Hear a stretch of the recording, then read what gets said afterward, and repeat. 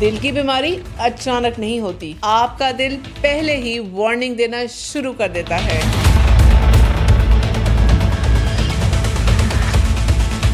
ECG और 2D एको कब जरूरी हैं? आए जानते हैं। अगर मैं आपसे कहूं कि कुछ लोगों का दिल सालों तक खामोशी से कमजोर होता रहता है, लेकिन उन्हें इसका एहसास उस दिन होता है जब वो किसी अस्पताल के इमरजेंसी के बेड पर लेटे होते हैं, तो शायद यकीन करना मुश्किल हो, क्योंकि हम सब समझते हैं कि हार्ट अटैक हमेशा अचानक से आता है, लेकिन साइंस कुछ और ही कहती है। हार्ट डिजीज अक्सर सालों में आहिस्ता आहिस्ता से डेवलप होते हैं, लेकिन हार्ट अटैक कभी कभी अचानक भी हो सकता है। कभी दिल पहले से वार्निंग देना शुरू कर देता है, कभी ब्लड प्रेशर के जरिए, कभी डायबिटीज के जरिए, कभी कोलेस्ट्रॉल के जरिए, कभी एक्सरसाइज करते वक्त सांस फूलना या चेस्ट डिस्कम्फर्ट के जरिए, और कभी बिल्कुल कोई भी वार्निंग नहीं देता, बस अंदर ही अंदर खामोशी से डैमेज होना शुरू हो जाता है। सबसे खतरनाक बात यह है कि बहुत सी हार्ट डिजीजेस उस वक्त तक सिम्टम्स नहीं देती जब तक दिल का काफी हिस्सा मुतासर ना हो चुका हो। इसीलिए दुनिया भर के कार्डियोलॉजिस्ट एक बात पर जरूर जोर देते हैं, हार्ट डिजीजेस का इंतजार मत कीजिए, अपने रिस्क फैक्टर्स को समझिए और वक्त पर इवैल्यूएशन करवाइए। और इसीलिए आज हम बात करेंगे दो ऐसे टेस्ट की जिनका नाम तो बहुत से लोगों ने सुना होगा, लेकिन असल में इन दोनों का काम बिल्कुल अलग है, ईसीजी और 2D एको। और सबसे इम्पोर्टेंट बात, हर इंसान को ये टेस्ट एक ही वक्त या एक ही एज में नहीं करवाने चाहिए। ये आपकी एज से ज्यादा आपके रिस्क फैक्टर्स, सिम्टम्स और फैमिली हिस्ट्री पर डिपेंड करता है। सबसे पहले ईसीजी को समझते हैं। ईसीजी यानी कि इलेक्ट्रोकार्डियोग्राम। हर हार्ट बीट एक इलेक्ट्रिकल सिग्नल से शुरू होती है। दिल के अंदर एक नेचुरल इलेक्ट्रिकल सिस्टम होता है जो हर सेकंड सिग्नल भेजता है। इसी सिग्नल की वजह से दिल कॉन्ट्रैक्ट करता है और ब्लड को पूरे जिस्म में पंप करता है। ईसीजी इसी इलेक्ट्रिकल सिस्टम को रिकॉर्ड करता है। अगर हार्ट बीट बहुत तेज हो, बहुत स्लो हो, बीच में इरेगुलर हो या सिग्नल नॉर्मल तरीके से ट्रेवल ना कर रहा हो, तो ईसीजी इसकी निशानदेही कर सकती है। इसी तरह अगर किसी मरीज को अभी हार्ट अटैक हुआ है या पहले हार्ट अटैक हुआ था या कंडक्शन सिस्टम में कोई प्रॉब्लम था, तो ईसीजी इसका भी इशारा दे सकती है। लेकिन यहाँ एक बहुत बड़ी मिसअंडरस्टैंडिंग पैदा होती है। लोग समझते हैं कि मेरी ईसीजी तो नॉर्मल है, मतलब मेरा दिल बिल्कुल सेहतमंद है। ये जरूरी नहीं। ईसीजी बहुत इंपॉर्टेंट टेस्ट है,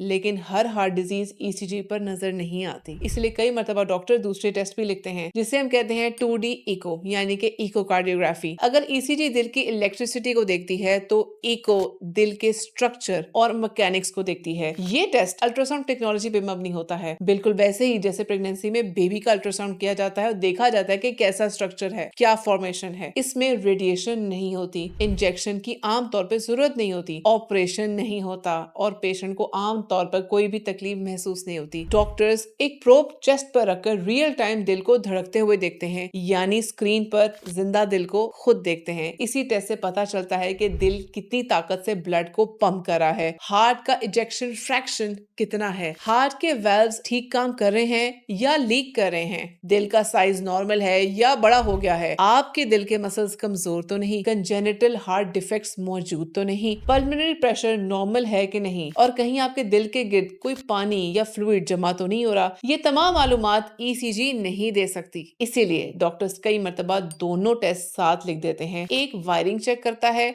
और दूसरा इंजन चेक करता है। अब सवाल उठता है कि किस उम्र में कौन से टेस्ट की जरूरत पड़ती है। अगर आपकी उम्र 18 से 30 साल है और आप बिल्कुल सेहतमंद हैं, ना कोई फैमिली हिस्ट्री है, ना डायबिटीज है, ना ब्लड प्रेशर है, ना स्मोकिंग है और ना ही कोई सिम्टम है, तो हर साल रूटीन ईसीजी या इको करवाना जरूरी नहीं होता। लेकिन अगर फैमिली में किसी को कम उम्र में हार्ट अटैक हुआ हो, कंजेनिटल हार्ट डिजीज रही हो, दिल की धड़कन इरेगुलर रही हो, या आप प्रोफेशनल एथलीट हो और सिम्टम्स, हिस्ट्री और इनिशियल असेसमेंट के मुताबिक जरूरत हो, तो डॉक्टर स्क्रीनिंग रिकमेंड कर सकता है। 31 से 45 साल की उम्र में लाइफस्टाइल डिजीजेस तेज रफ्तारी से बढ़ना शुरू हो जाते हैं। High blood pressure, diabetes, obesity, smoking, stress और कोलेस्ट्रॉल, ये तमाम चीजें कोरोनरी आर्टरी डिजीज का रिस्क बढ़ाती हैं। इसीलिए इस एज में अपनी हेल्थ और रिस्क फैक्टर्स पर नजर रखना बहुत जरूरी है। अगर सिम्टम्स या रिस्क फैक्टर्स हों, तो डॉक्टर्स ईसीजी और जरूरत के मुताबिक इको रिकमेंड करते हैं। 46 से 60 साल की उम्र में हार्ट डिजीज का रिस्क जनरली बढ़ने लगता है, खास तौर पर अगर blood pressure, sugar, high cholesterol, smoking, kidney disease या पहले से हार्ट प्रॉब्लम मौजूद हो। ऐसे लोगों में इरेगुलर मेडिकल असेसमेंट, जरूरत के मुताबिक टेस्ट की इंपॉर्टेंस और ज्यादा बढ़ जाती है। और अगर आप 60 साल से ज्यादा उम्र के हैं तो सिर्फ डिजीज डिटेक्ट करना मकसद नहीं होता, बल्कि पहले से मौजूद डिजीज को मॉनिटर करना भी उतना ही जरूरी होता है। डॉक्टर देखना चाहता है कि दिल की पंपिंग पावर ठीक चल रही है या नहीं, हार्ट फेलियर बढ़ तो नहीं रहा, वाल्व डिजीज प्रोग्रेस तो नहीं कर रही, ट्रीटमेंट का असर आ रहा है या नहीं। लेकिन एक और बात बहुत जरूरी है, ईसीजी और इको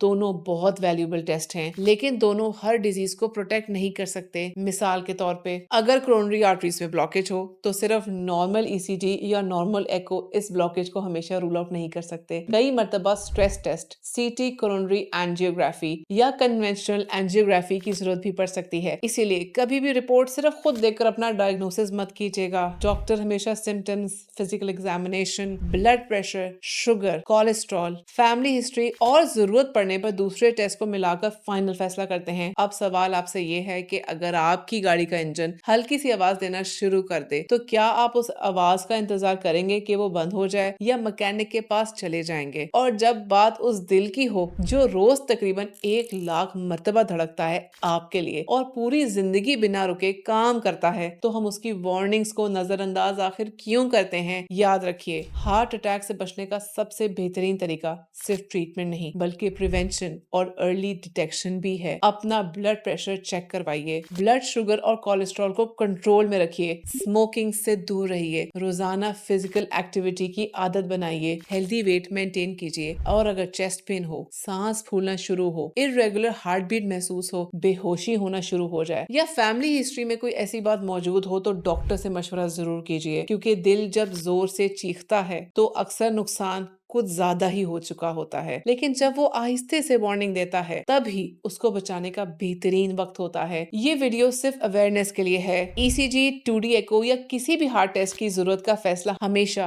क्वालिफाइड कार्डियोलॉजिस्ट या फिजिशियन आपकी एज, सिम्टम्स, मेडिकल हिस्ट्री और रिस्क फैक्टर्स को देखकर ही करते हैं।